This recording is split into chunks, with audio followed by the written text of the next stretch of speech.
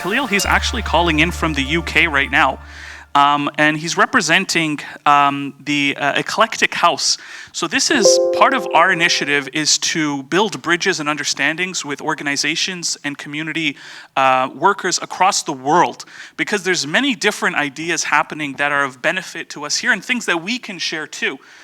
With folks. So the Eclectic House is a global counseling, therapy, and mental health organization rooted in Islamic principles. Again, part of what we try to do is make sure that everyone feels comfortable with the support and therapy that they're getting from their own cultural background. Now, this can be from a European cultural background.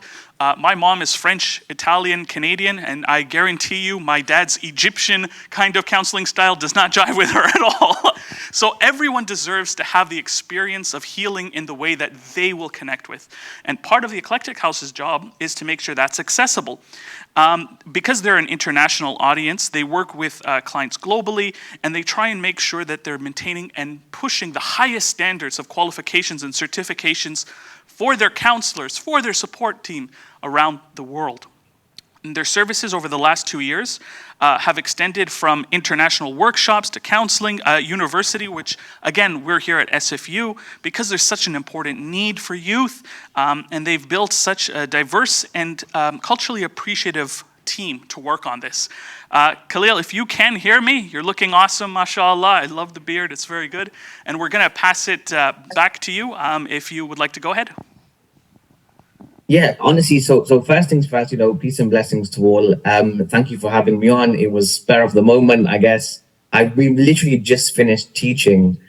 So we're actually currently teaching a CPD accredited course internationally, which is also recognized, obviously, in Canada. And we're teaching professionals from all different, sectors. We're teaching current faith-based organizations, and we're teaching people who are in authority to actually help and push the envelope of well-being in ways that has never, ever been pushed, especially here in the UK. And obviously, that's why I think we've kind of branched out and we've kind of gone global. And just a quick heads up to everyone. I hope, you can understand me with my British accent, so to speak. And just give me the heads up when you want me to stop speaking. Otherwise, I literally will be here all night. Well, it's my night. I think it's your somewhat evening now, or midday. So we've kind of taken initiative. We understood that there wasn't enough spaces, unfortunately, for youngsters to kind of go in, be themselves, not have any type of fear of consequence due to safeguarding issues, which aren't actually issues. I think what's happened over the last few years internationally, and I don't speak just from a UK standpoint, is we've kind of set the boundary and we didn't know where to set it. And we've set it so high, and we unfortunately can't get people to that sector or to that level of well-being that they need to get to. One is in regards to them being heard as individuals. Two, it's being heard as a collective community, which is made up of individuals. And I think the most important thing that we can all agree with, especially when we put all our differences aside, is we're all having this human experience, which is constantly changing. So we can't keep the same, legislation. We can't keep the exact same well-being boundaries that existed 5, 6, 7, 8, 9, 10 years ago, right? Times have changed. Youngsters have changed. The human experience is changing as we speak. And we see that obviously all around us. And I think one of the best things that me and my brother, who, founded Eclectic House, one of the things that we absolutely love and the most common feedback that we get is, wow, I get to come to a place of well-being. I get to grow in ways that I want to grow, which isn't stipulated by, specific faith. It's the exploration of faith.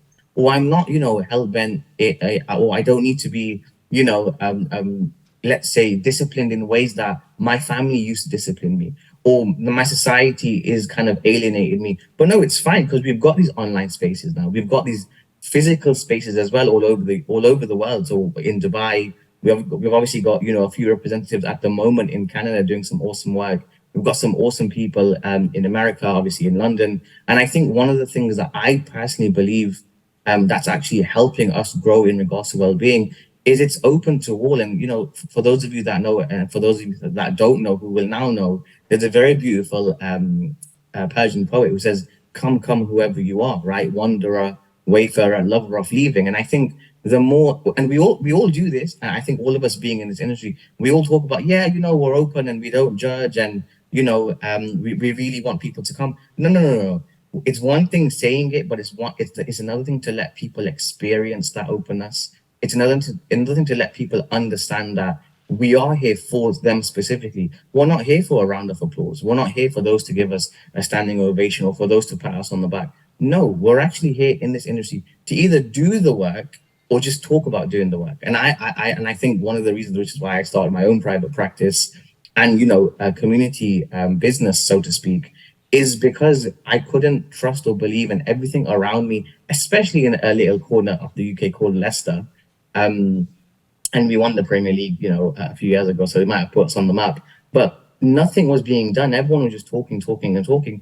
And we have to understand that the more we talk and the more times we don't take action, that's people who are ultimately, somewhat taking their lives. Some people's lives are getting worse while, we're here talking about trying to make change. And I think it's about being part and somewhat networking with others who want to make that change, whether it's a single percentage of change, which is, going to change the complete demographic of youngsters or even adults who obviously we deal with now, whether they're from faith perspectives or not from a faith perspective. Ultimately, the one blood that we all share is humanity. And I think one thing that I think's happened over time is we've forgotten that concept, and it's kind of pushed the envelope the other way, which is, a decline in well-being. We see the stats. We could sit here and we could talk about stats all day long, like, the percentage of divorces, the percentage of, mental health problems, anxiety, depression, self-harm, and so on, which isn't specific to a faith or not to a faith or to a specific gender or other genders. It's specific to every single human being. And I think one of the things that I love and I'm loving at the moment is we're getting to train people up as mental health practitioners, whether you're from the public or the private sector, in regards for them to be on the front line. Because think about this, before someone comes to me, let's say, you've got a typical 15 to 18-year-old who are struggling on a day-to-day basis, they spend more time with their family, they spend more time with their friends. So I'm thinking, hang on a second, we don't need to push the envelope from our corner of the world. We can train other people up to be who are already on the front line voluntarily or even without even knowing, right? Our parents, our family, our faith leaders, church leaders, whatever it might be, organizational leaders. And I think what an incredible situation and what a beautiful position we're in now with the online realm to train people up all over the world who are already on the front line and just to equip them with the understanding of three main things, I personally believe. One is a spiritual understanding. And when I say spiritual, I mean, what does it mean to be a human being? What is my purpose? What are my feelings? What are my thoughts, right? The second is in regards to, an educative perspective, which is if I am going through something or I know that someone else is going through something, where can I signpost them? Or what things should I say and what things shouldn't I say? And I think the third and the most important one, which I think we can all, somewhat agree upon, is the collective well-being of a community, right? I think the more and more services that are available easily and accessible, the more ease a community has to actually going collectively towards a level of well-being.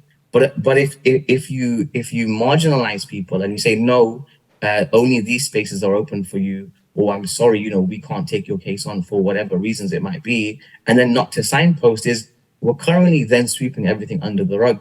And I obviously, I don't really tend to get a lot of dust under my own rug. But the more dust that you pile up, eventually that piles up and you start to see the consequences. And I think what's happened over the last few years is because we haven't made things accessible, because we haven't actually gone out of our way to train people up that need to be trained up, or we haven't connected the dots where we need to connect the dots through networking, through organizational, transformation, and even exploration of therapy, counseling, and other services that come into it. I think because we haven't done that, now we're seeing the consequences. And the consequences are severe. And it's not only about, oh, let's make a start now. I think it gets to a point where it's like, no, no, no, we're already playing catch up. So we can't be sitting around, waiting for the correct solution. Let's bring up solutions. Let's see which ones are working. Let's see which ones aren't working. Some things that might be working in Canada, I can definitely learn from. Things that might be working in the UK, some of you might be able to, take on board, and it might be able to make your lives and your jobs easier as well. So that's kind of what Eclectic House is. That's our objectives that we've had. And not only have we had these objectives, humbly, I'm going to say that we've absolutely smashed them because of the support. And because of, I think, the benefits and the fruit that people have seen from other people joining our services, whether it's, through female specialists or male specialists, or people that are very well versed in philosophy or specific elements of religion that people need help, like, women's rights, or what's a man's rights, or, what is the specific, whatever genre, whatever topic, or whatever conversation a individual or a community is willing to have, for us to be able to hear that and say, okay, have your communities. And I'll give you an example. We had a lot of people who reached out to us in London saying, hey, the divorce rate in London is quite high and it's kind of becoming an issue and a problem, which, like, people are starting to self-harm, or you're seeing a lot of mental health on the increase. Fine. We then set up workshops all around London in order to teach people, okay, how to deal with conflict, how to create boundaries, what is a relationship, right? What's the exploration element of a relationship? What's a good thing to do, or what's the bad thing to do, and what to stay away from? And you're actually seeing the change on the front line, rather than only it being accessible to people who go out of the way to do that. So you have the one-to-one, you have the educational collective consciousness, and then you also have the explorative concepts of an individual.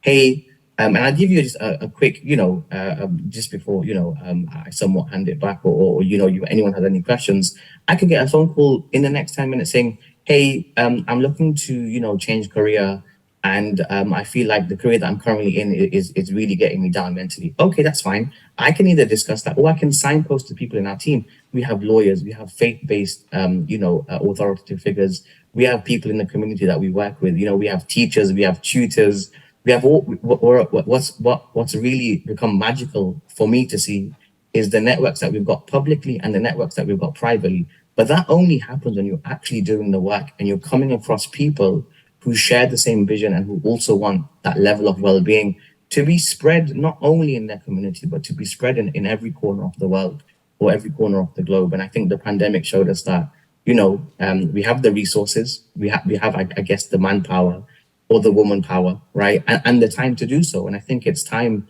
now more than ever to be more accessible, to help and to share information and to share solutions that are ultimately going to help the human race, or anyone that ultimately wants help, because you can't really force people to get the help. But from the BME community, from us as South Asian, our own Asian community, we've seen so many people come through our services, and no one ever leaves with nothing. And I think that's the most proudest thing I can personally say, is that because we've allowed our practitioners and our organization to touch upon every area, whether it's knife crime, whether it's drugs, whether it's, even potential infidelity, mental health, issues and problems. We've got people that can work in every different sector, and we can signpost to those that we trust. And I think the most important thing that I've learned from doing this over the last 10 years, I might look a little bit young on screen, but I'm nearly 30. And what I've learned of doing this over the last 10 years is you don't need much to make a difference. You just need the right people to make a difference. And I think that's one thing that I've definitely learned with our small team that's now growing as well now. But thank you for having me on. Thank you for listening to me. I hope my accent wasn't too hard to understand. And I look forward to coming down to Canada in the future to work with different organizations and to see how we can help each other. So thank you so much. Jazakallah khairan, Khaleel. The work you're doing is tremendous. We need more of this in the community. Everyone here in the audience is nodding their heads there. They're reflecting on what you said, and we do thank you for being here.